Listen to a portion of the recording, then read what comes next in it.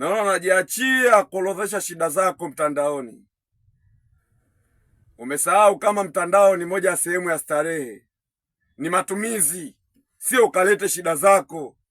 Mungu hachati wala aperuzi kana kwamba atakutana na maandiko yako uliyoandika. Oh, ipo siku sijui na mimi Mungu hajaniumba hivi sijui nini nini. Mungu hachati. Fanya kazi kwanza, acha dhambi, fanya ibada, fanya kazi. Ipo siku Mungu atakupa. Historia ya wote waliotajirika waliendelea, walifanya kazi, sio kuja na machapisho mitandaoni. Mimi sijazaliwa hivi, aliyekupa enda alioninyima mimi sijui. Fanya kazi. Ona madola yanavyochanika.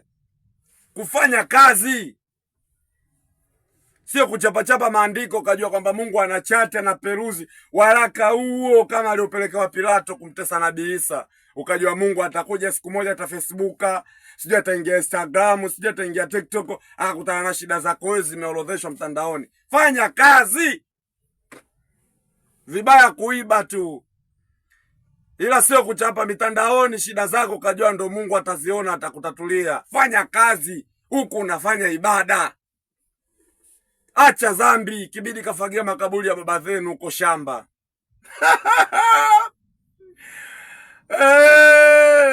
Oya, ili jiji sio gumu, kichwa chako ndo kigumu.